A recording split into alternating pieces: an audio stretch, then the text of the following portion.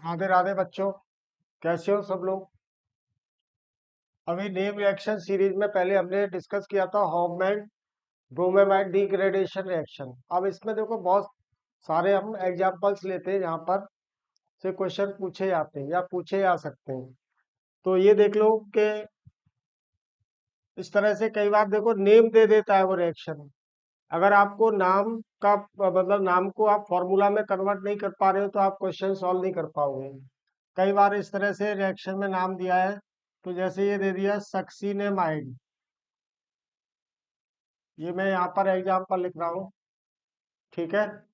तो सक्सीनेमाइड और इसकी रिएक्शन वो करवा रहा है KOBr के साथ। KOBr का मतलब पहले भी बताया था क्या होता है, KOH प्लस Br2। तो यहाँ पर प्रोडक्ट P बन रहा है। अब P के लिए वो क्या करेगा, बहुत सारे आपको ऑप्शन दे देगा, मतलब 4 ऑप्शन दिए हुए, 4 में से आपको डिसाइड करना है कि कौन सा प्रोडक्ट मिलेगा हमें।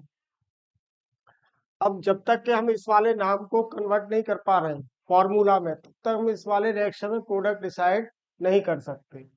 अब देखो सक्सीनिमाइड का फॉर्मूला क्या होता है, this is the formula of succinimide. NH, ये डबल बॉन्ड O,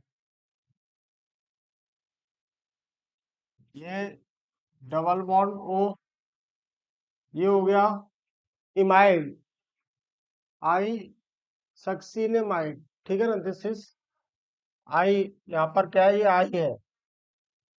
एमाइड क्या होता है, सिंगल NH2। इमाइड क्या होता है, ये इमाइड।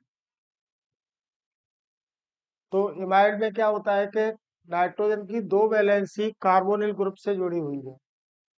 अब आप देखो कि इसकी रिएक्शन हम करवा रहे हैं KOH, यानी KOH प्लस Br2 है। तो यहाँ पर जो प्रोडक्ट मिलेगा वो एक कार्बन तो ऐसे ही डिग्रेड हो जाएगा, मतलब स्टेप डाउन रिएक्शन है। तो this will convert into COOK। अब 1 2, 4 कार्बन थे, 1 2 3 4, 4 में से अब 3 कार्बन बचे। तो एक कार्बन तो क्या है, कार्बोक्सिलेट ग्रुप में कन्वर्ट होगा, जैसे कि पहले वाले केस में हमने देखा था कि वो क्या बना रहा था, K2CO3 में कन्वर्ट हो रहा था। लेकिन यहाँ पर वो ये वाला किसमें, COK में कन्वर्ट होगा, और ये वाला CO ग्रुप K2CO3 में कन्वर्ट हो जाएगा। तो this is NH2 plus KBr plus K2CO3 plus H2O, जो भी हम H2O ले रहे हैं। अब देखो कि इसमें जो हमें मिल रहा है वो alpha beta beta amino carboxylic acid मिल रहा है। तो ये वाली रिएक्शन किस तरह से हो रही है ये हमको देखना है। तो वो यहाँ पर तुम देख लो कि नाउ वी आर हैविंग, अगर हम इसका मैकेनिज्म पूरा देखते हैं, मैकेनिज्म, ठीक है ना। अब मैकेनिज्म में हम देख रहे हैं क्या, कि this is C double bond O, NH। अब ये हाइड्रोजन कैसा है, acidic partial positive, plus OH minus कहाँ से आ रहा है, बेस से। तो मैंने बोला था ना, मैक्सिमम रिएक्शन क्या है, बेसिकली एसिड बेस रिएक्शन है। तो इसको क्या लिख सकते हो आप, वीक एसिड, और ये तो स्ट्रॉन्ग बेस है ही। तो सिंपली क्या होगा, एसिड बेस रिएक्शन, यानी कि यहाँ से H2O बाहर हो जाएगा। ये वाला H2O क्या हो गया, यहाँ से इसको बाहर कर दिया इस तरह से। ये क्लियर। अब जो प्रोडक्ट मिला हमें वो क्या मिलेगा, C डबल बॉन्ड O, और इस पर N पर क्या आया, नेगेटिव चार्ज, प्लस H2O। तो ये बन गया इमाइड आयन, एनायन बना। अब इसकी रिएक्शन होगी Br2 के साथ। नेक्स्ट पेज पर देख लेते हैं कि ये इसकी रिएक्शन किसके साथ हो रही है, Br2 के साथ में। तो हाइड्रोजन को रिप्लेस कर दिया ब्रोमीन ने इस वाले स्टेप में। This is N double bond O, double bond O plus Br, ये यहाँ पर अटैक कर रहा है। तो ये वाला Br क्या हुआ, यहाँ से ये बाहर हो गया। अब आप देखो कि बी आर यहाँ पर आ गया, पहले भी वैसे ही हो रहा था सिंगल वाले केस में, जो स्टार्टिंग में हमने एग्जाम्पल लिया था। तो this is B R double bond O plus ये क्या हुआ बी आर माइनस यहाँ से क्या हो गया, ये बाहर हो जाएगा। This is B R minus. अब हम यहाँ पर देखें कि ये अब जो हमारे पास CONH2 था वहां पे फर्दर हाइड्रोजन बाहर जब हो रहा था OH से, लेकिन यहाँ पर क्या है कि अब फर्दर हाइड्रोजन है नहीं। तब रिएक्शन किस तरह से होगी, यहाँ पर ये देख लो कि now we are having this NBr double bond O double bond O, यहाँ पार्शियल नेगेटिव ये partial positive charge plus OH minus. तो OH minus as a nucleophile इस पे अटैक करेगा और क्या होगा, ये वाला बॉन्ड ब्रेक हो जाएगा। तो मैं डायरेक्ट लिख देता हूं इसको क्या कि this is C double bond OH और ये यहाँ पर 1 2 3 4 कार्बन, इस पर क्या है ये N double bond O minus ये Br। अब ये वाला OH ये भी फर्दर क्या होगा, it will undergo acid base reaction with OH minus. तो इसको मैं यही लिख दूं कि विद OH माइनस क्या हो जाएगा, further this will convert into COO minus double bond N minus Br plus S। Is that clear? अब देखो नेक्स्ट स्टेप में क्या होगा, अगला स्टेप देख ले हम कि अगले स्टेप में क्या होगा यहाँ पर कि ये हमारे पास COO माइनस है ये और this is C double bond O N minus Br।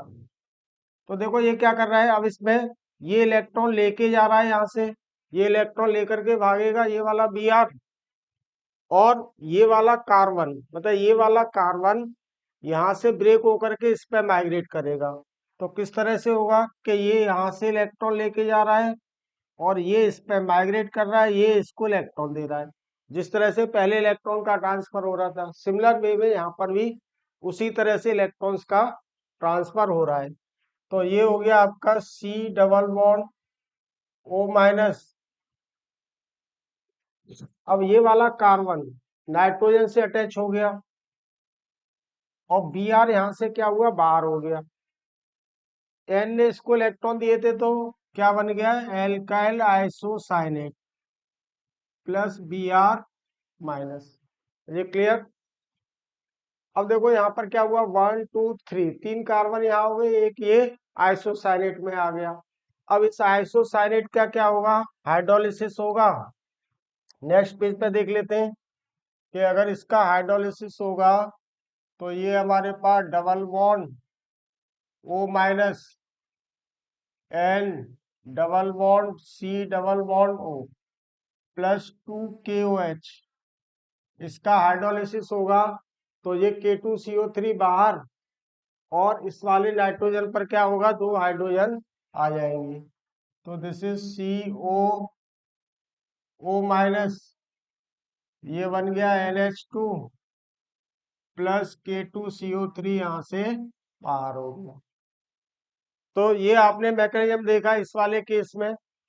वहीं अगर हम सक्सिनिमाइड की जगह पे अगर मान लो थैलीमाइड ले लें, उस वाले केस में क्या होगा, if we take other example for thalidomide, मान लो कि ये हमने थैलीमाइड का एग्जांपल ले लिया, क्या वो इस तरह से देगा, जनरली वो नाम देता है थैलीमाइड। थैलीमाइड का रिएक्शन हो रहा है KOH प्लस Br2, इसकी जगह क्या दे सकता है आपको, KOBr दे सकता है, एक्वस K2CO3 दे सकता है, एक्वस K2CO3 एंड Br2, और यहाँ पर ये प्रोडक्ट P बन रहा है। तो अगर हमको इसका फॉर्मूला नहीं पता है थैलीमाइड का, तो हम इसमें आगे कुछ कर ही नहीं सकते। तो यहाँ पर ये देख लें कि थैली, this is the imide, imide of phthalic acid. तो इमाइड ऑफ थैलिक एसिड ये हो गया। इमाइड जो होगा वो ऑलवेज डाई कार्बोक्सिलिक एसिड्स का होगा और ये हमेशा साइक्लिक रहेगा। तो प्लस KOH प्लस Br2, तो क्या प्रोडक्ट बनेगा? एक वाला, एक कार्बन तो ऑक्सीडाइज होके COO में कन्वर्ट हो जाएगा और दूसरे वाला यहाँ से डिग्रेड होकर के NH2 में कन्वर्ट होगा। तो प्रोडक्ट क्या मिला? दिस विल बिकम COOK और ये यहाँ पर क्या आ जाएगा? NH2 आ गया, प्लस साइड प्रोडक्ट जो भी है, जो पहले थे वही साइड प्रोडक्ट रहेंगे। तो इस पर क्या है कि बहुत सारे तरह के सवाल बन सकते हैं इसी वाले पर्टिकुलर केस में। अब अगर मान लो कि वो यहाँ पर क्या दे रहा है कि इसकी पैरा पोजीशन पर इलेक्ट्रॉन रिलीजिंग या इलेक्ट्रॉन विड्रॉइंग ग्रुप लगा दे, उसके बाद वो प्रोडक्ट पूछ लेगा कि किसका ऑक्सीडेशन होगा, मतलब कौन से वाला कार्बन कार्बोक्सिलेट ग्रुप में कन्वर्ट होगा और कौन से वाला कार्बन NH2 में कन्वर्ट होगा। तो इसके लिए और एग्जांपल देख ले हम नेक्स्ट पेज पर कि now we are having this. दूसरा एग्जांपल देख लें यहाँ पर कि ये दिया हुआ है हमको phthalimide NH double bond O double bond O and KOH plus Br2 और ये यहाँ पर लगा दिया उसने NO2। तो NO2 लगाने से क्या होगा ये देख लो कि NO2 लगाने से ये इलेक्ट्रॉन विड्रॉइंग ग्रुप हुआ, this is the electron withdrawing group, यानी कि ये -m इफेक्ट दे रहा है। -m इफेक्ट अब कहाँ पे ऑपरेट होगा इसका? इस वाली ऑर्थो पोजीशन पर और इस वाली पैरा पोजीशन पर, यानी कि ये यहाँ से इलेक्ट्रॉन विड्रॉ करेगा और जो मिडिल वाला स्टेप था, यानी कि ये NBr में कन्वर्ट हो रहा था, उसके बाद जो OH minus as a nucleophile attack कर रहा था, तो वो इस पे अटैक करेगा, ये इस पे अटैक करेगा। ओबियसली अब वो कहाँ अटैक करेगा? इस वाले कार्बन पे अटैक करेगा, क्योंकि यहाँ पर पॉजिटिव चार्ज क्या हुआ? इंक्रीज हो गया, इसकी रिएक्टिविटी इंक्रीज हो गई टुवार्ड्स न्यूक्लियोफिलिक अटैक। तो प्रोडक्ट क्या मिलेगा यहाँ पर ये देख लो कि now we are having this NO2 और ये कन्वर्ट हो जाएगा COK में और ये कन्वर्ट होगा NH2 में। दूसरा एग्जांपल देख लें, वही दूसरे एग्जांपल में देख लें कि अगर मान लो कि NO2 की जगह पर यहाँ OMe दिया हुआ है, NH डबल बॉन्ड O, ठीक है। तो अगर ये यहाँ पर मान लो कि OMe दे दिया उसने, अगर OMe दिया है तब हमें अगेन इसका क्या इफेक्ट देना पड़ेगा? ये NaOBr दे दिया रिएजेंट में।